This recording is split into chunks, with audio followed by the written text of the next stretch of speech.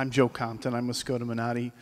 My primary role for the past 25 years was helping banks and financial institutions think about their IT security and to try to break it whenever possible. And I came here today prepared to talk about a completely different topic. I thought I would come and talk about data loss prevention controls. There's a whole new set of controls out there. They're a lot better. They give IT security managers a much better view of what's happening on the network. And the thought would be that it would be great for everyone. And then I started looking around the room, and I see all the vendors, and I see all the banks, and I thought, you know what? I just gave a presentation a couple weeks ago to the New York Bankers Association, their convention in Saratoga, and what turned out was supposed to be a 5-minute presentation, or maybe a 15-minute presentation, turned out to be an hour-long question and answer period at the bar afterwards. So I thought, instead of boring you guys with DLP stuff, because you're all doing some form of it anyways, I thought I would talk about a topic that makes sense for not only the bankers in the room, but also the vendors in the room. Because I guarantee you, if you're a technology provider and you're working with a major financial institution, you have some form of SSAE 16 or SOC reporting requirements today. And if you're a banker and you're a user of these services, you have to figure out which reports to ask for to begin to understand what controls do my vendors have in place, and how are they protecting my non-public information. And so I thought I would talk a little bit about what the old standard was, which was a SAS 70. Why is there a new standard, the SSAE 16 or the SOC 2? What is an SSAE 16? Why do your customers, or why do you as banks, require your vendors to have this stuff in the first place? And how do these reports make you different? So essentially, right after Sarbanes-Oxley, everyone came up with an idea to say, we need a way to understand if the information on a financial report was coming out accurately from your information systems. And so the AICPA, in their wisdom, says, oh, we'll come up with an audit report to talk about those controls and to test those controls. And that's where the SAS 70 came from. And it's really a detailed description of the system and the controls in place to ensure the accuracy of the information coming out in those financial reports. It also included a service auditor's opinions on the system's controls and the description and the design of controls. Here's what happened. People lost sight of what these reports were for. They were asking their vendors, half of you guys in the room, give us a SAS 70. Well, you may be a vendor that doesn't process or touch any. Sure. Okay. That doesn't process, is that better? That doesn't process any financial information. But you may hold their customers' non-public information, so the financial institution would ask you for this SAS 70. You have a SAS 70 done, even though it wasn't really relevant to what you were asking for, and it became a complicated and convoluted series of really not getting the information that the banks need to make sure that their non-public information was protected adequately, and it became a frustrating exercise for the vendors to try to figure out how do we get an audit done when we're not even doing any of the things that the audit was intended to do. So that's why we see the new standard. It allowed the AICPA to say, okay, the SSAE 16 replaces the SAS 70. It's the same report. There's still a type 1 and a type 2, and we'll talk about that in a couple of minutes. But what people are really asking for is my information safe and secure? And they're really talking about trust service principles. Can we trust that our customers' non-public information is safe?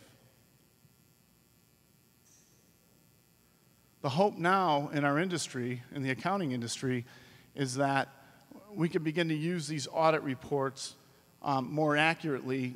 If you're a vendor, you can get the right reports done and provide them to your client.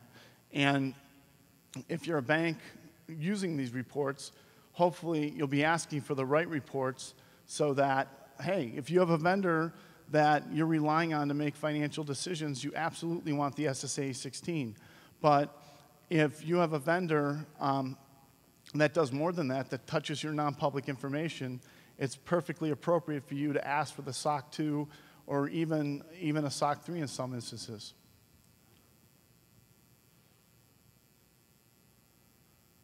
So as of June 2011, the SAS 70 became the SSAE 16, and we've added two more reports, the AT 101, the SOC 2, and SOC 3. So what is an SSAE 16 SOC 1 Type 1? What is an SSAE 16 SOC 1 Type 2? A SOC 1 report is essentially a description of the controls around a reporting system, a description of the customer's business, what they do, and it's the auditor's opinion of the design of the controls and that they verified the controls existed. It's really a snapshot of the controls in place at a moment in time. The Type 2 takes it one step further. It's a test of the effectiveness of those controls. So we will go through and we will test each one of those controls to make sure that they're functioning as they were designed. What's a SOC 2 Type 1? Very similar to the SOC 1 Type 1, except now we get into an area which really should concern every banker in the room, and every vendor in the room. It gets into looking at how have you addressed or how have you managed the trust principles in managing the data. So there's security, there's privacy, there is availability, there's processing integrity, and the big one is privacy. Here's the fooler if you're a banker.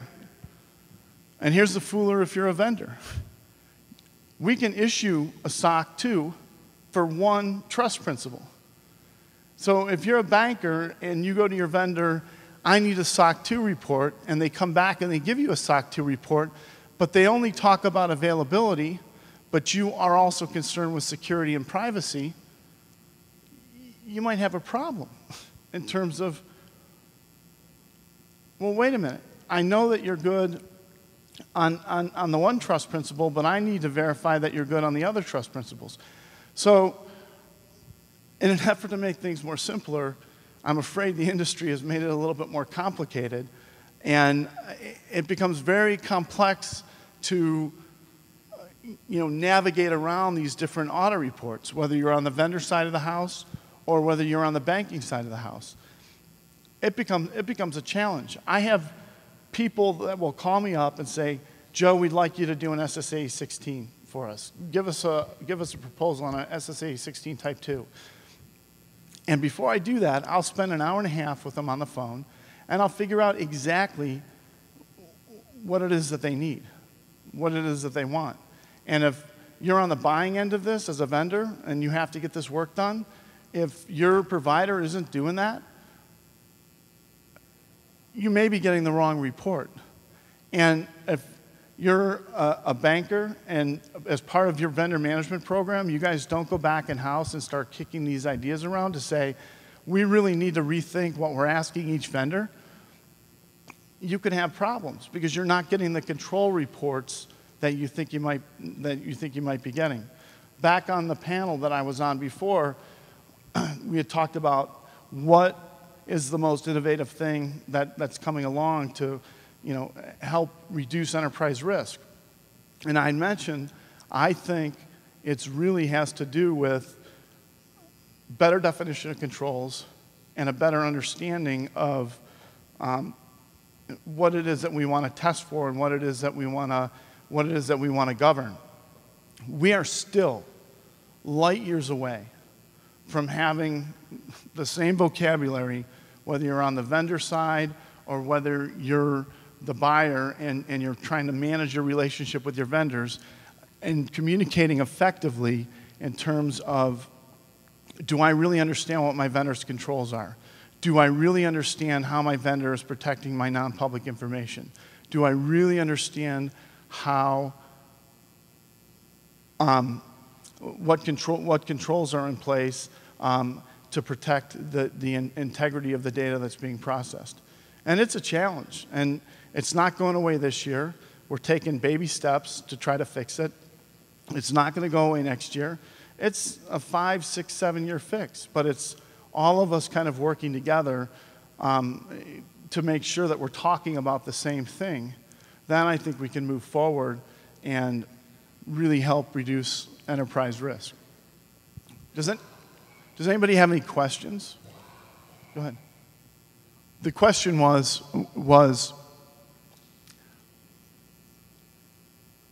all the SAS 70s he's seen to date basically state that we will use our best efforts. We will use our best efforts. And to him, his hope is, and his question is do these new reports take steps to address that? Because in his mind, using your best efforts becomes a meaningless waste of effort and printed paper. And he's right. It literally, some of those reports that were issued, I mean, it's landfill. And let's be honest about it. I think the new standards take great leaps forward in terms of addressing those issues. And especially in the SOC 2, around the trust principles, we are beginning to ask very specific questions about the controls.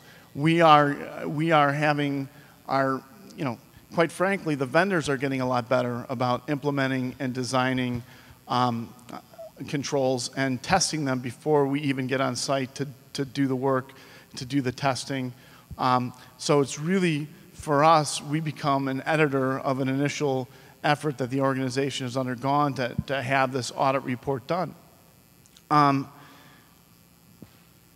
we're not perfect yet. And again, I think we're 5 years away from these reports providing the meaning that they're intended to mean today.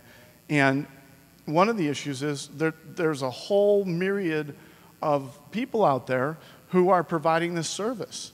And we're part of the BDO Alliance Network, and we have a conference call every week with all of the 300 practitioners of this audit type, where we talk about issues that we find in the field, and we work really hard to kind of standardize the process within the firm.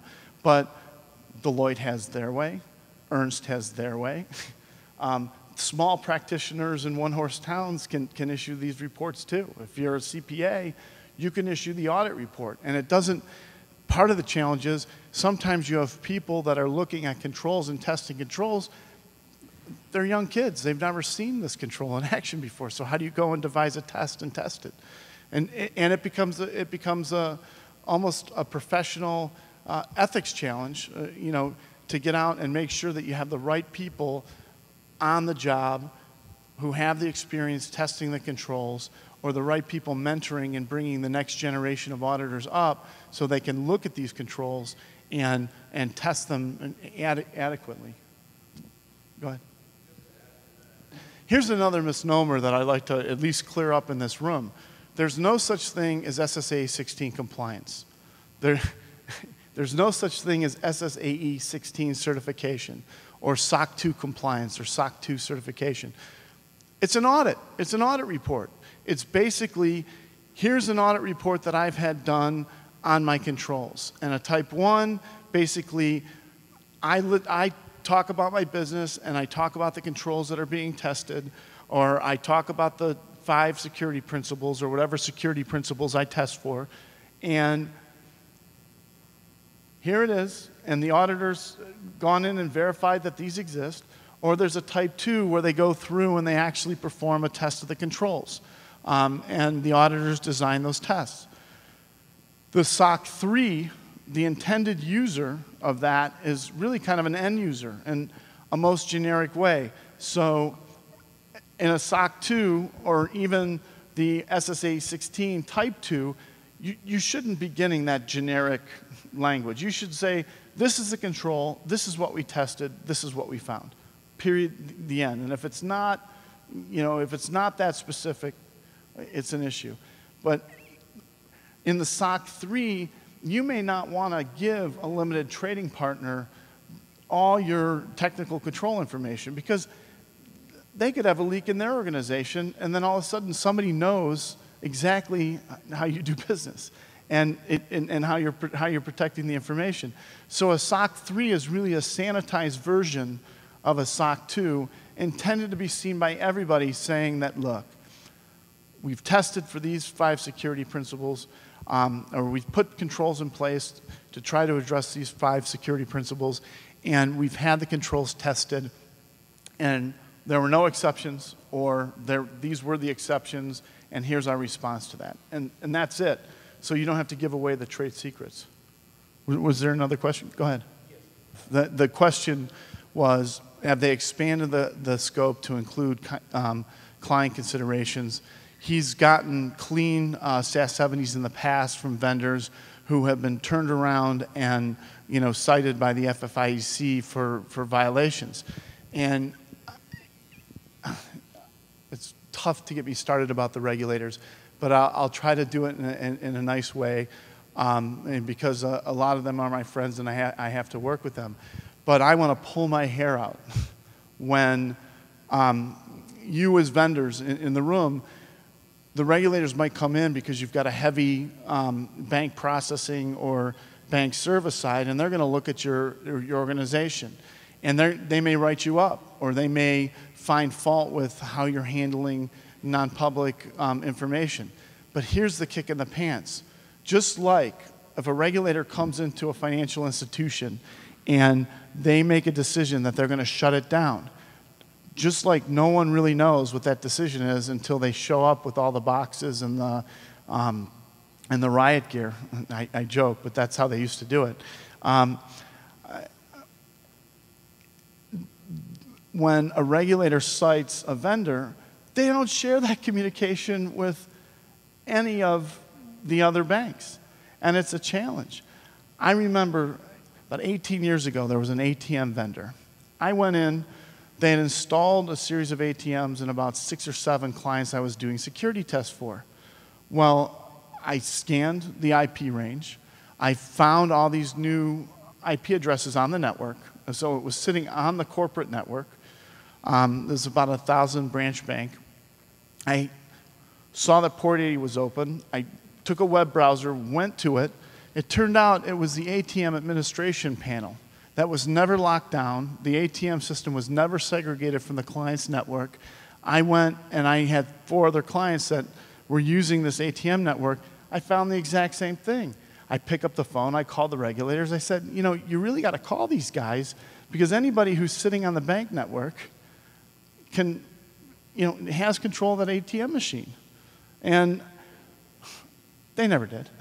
But so I called the vendor myself and I said, look, here's what I found.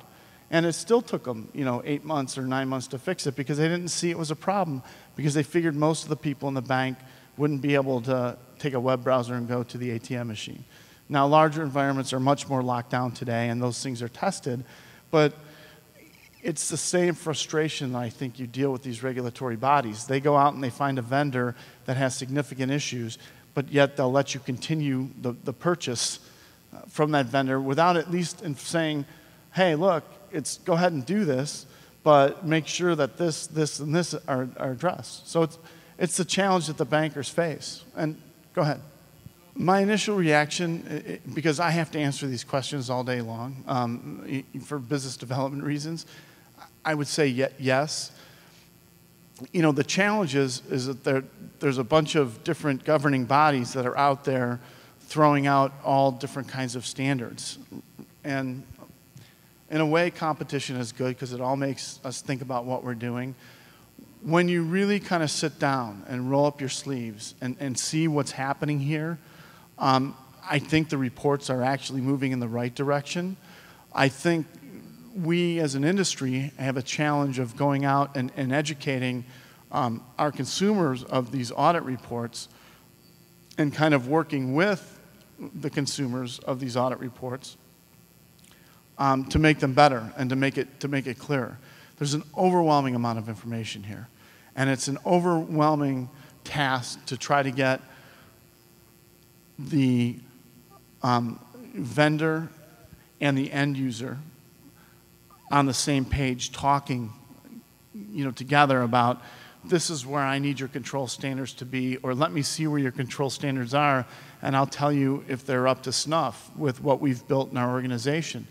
And it's really all about communication. And if you don't have the right vendor in place that's going to come in and help you understand what you need, or sit down before there's a billable dime, you know, on the meter, to sit down with your key customers and have a dialogue to put things in play, you know, I think you're buying the audit service from the wrong firm, and that's really kind of the true test of you know, how to make this right or how to make this better, because you're either going to force everybody to do it that way, which we think is the right way to do it, or you're going to force the players out who shouldn't be doing it in the first place. Any other questions? All right, I think I went over my time, but thank you.